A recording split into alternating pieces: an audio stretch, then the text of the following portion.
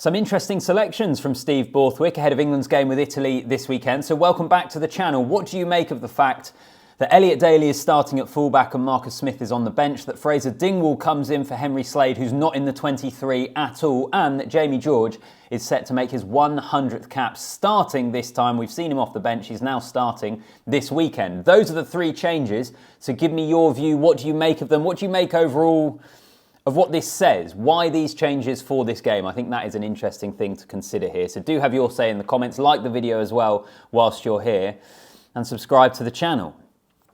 So, England-Italy.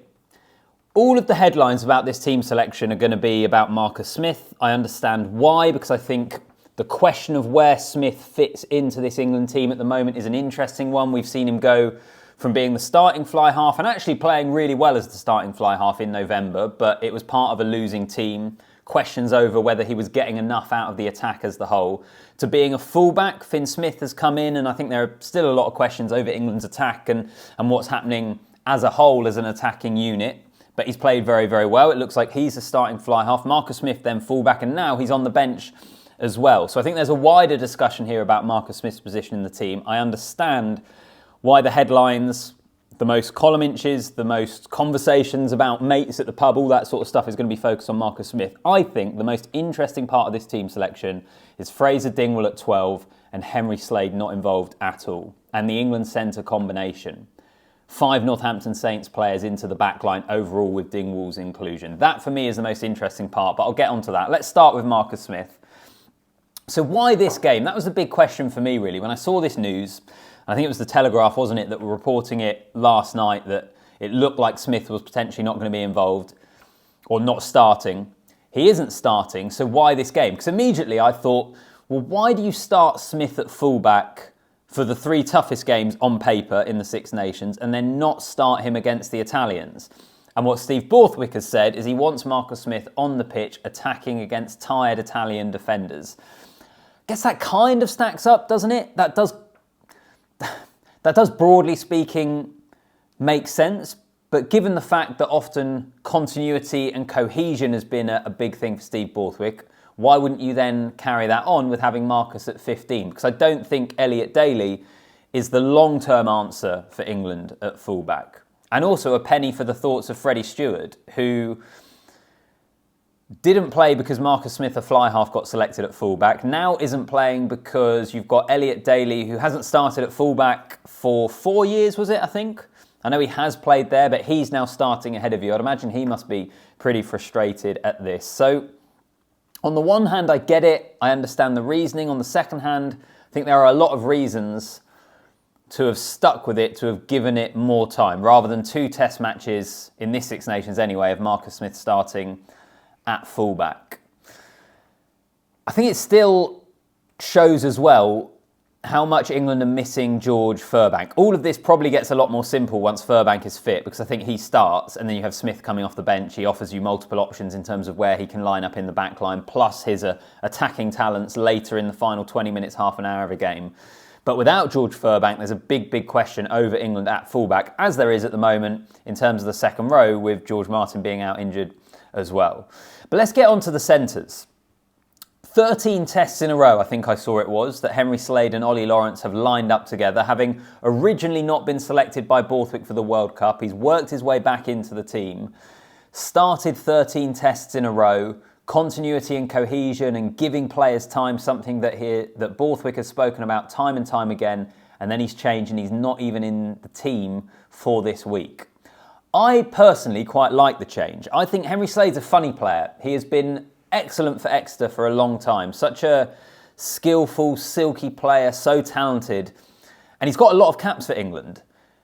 But I also still think he's going to end up being an incredibly highly capped England international. And at this moment in time, I think there's the question of how good has Henry Slade been consistently for England? How many test matches can you point towards and say that was a game where Henry Slade was absolutely brilliant? And I think it's hard to point to too many. He's always been in the team, but hasn't necessarily excelled in the team, is how I would summarise Henry Slade with England. Plus the fact that with him and Ollie Lawrence, you're still picking 2 outside centres and trying to have that work together. So pick a 12 at 12. There are still question marks over Dingwall, but we haven't seen him that much internationally. I think there are question marks for him at this level.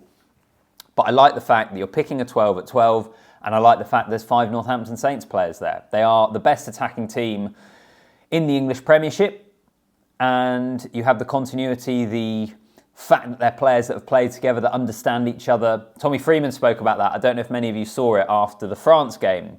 Yeah, the France game, for the crossfield kick that he collected and scored the try. And I think he spoke afterwards. If he just knew Finn Smith was going to do that, he's played with him enough. They're best mates, that in that moment, the way the game was shaping up, the attack was shaping up, he was expecting that kick. That's the benefit from picking players that play their club rugby together. So I like the fact that Dingwall is at 12. I like that we've got a 12 and we've got a 13. And I suppose what you would say, while Slade and Lawrence have been given time, they've still been a midfield combination for an England attack that hasn't necessarily been going all that well. And in the same way, it's not all Marcus Smith's fault at fullback, far from it. It's not all the centre's fault either. But at some point, you look at it and say, we've given this time, let's change it up. That for me is the positive spin on why I like this change. Is Dingwall the guy at 12? We'll wait and see. Northampton Saints fans will probably be saying, yes, absolutely he is. I still think there's questions there, but let's see how it goes. And let's see what they look like. I'm excited to see how that goes. The final word on this video to Jamie George. 100 caps for Jamie George. He's another one that has had a really interesting England career. Couldn't start for a long time because he was behind Dylan Hartley.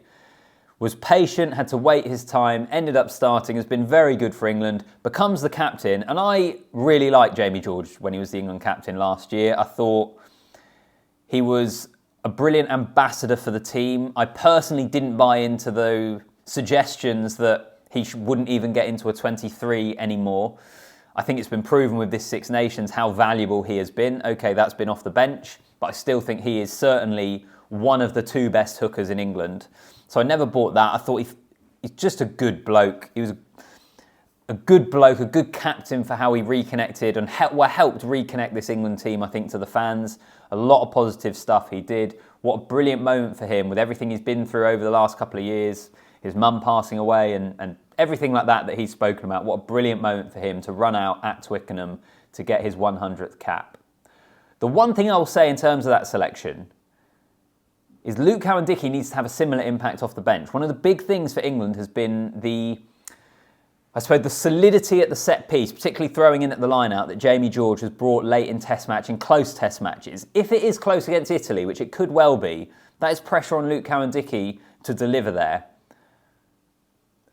So I hope it's not purely an emotional decision for Jamie George to start, because he has been so good off the bench. But that is the England team. I suppose I've mentioned it already. The injury to George Martin, the issues at the moment at second row do mean that if there's an injury to Itoje or Chesham, so England are a little bit light there, aren't they? I mean, Ted Hill at a push has played in the second row, I think, but he is a 6. You've got Ted Hill, Cunningham South. Yeah, I suppose the other thing as well, actually, final thing I will mention, Jack Van Portfleet instead of Harry Randall at 9. Randall, it just hasn't... It's difficult for Randall, isn't it? He plays for a Bristol team that literally never kicked the ball and then is being asked to come onto a pitch in a test match for England and box kick. And it's just not really his game. It hasn't really worked. Van Portfleet as well hasn't necessarily, apart from when he first came into the England team against Australia, which feels ages ago now. I suppose it was 2022 when he looked really good. It hasn't necessarily settled into the England team as much. So you want impact there. But let's see how England go. What do you make of that team? Can you understand the selections? Are you furious? Are you those that can't believe it? Let me know. Drop a comment down below. Like the video as well. Subscribe to the channel. I'll see you in the next one.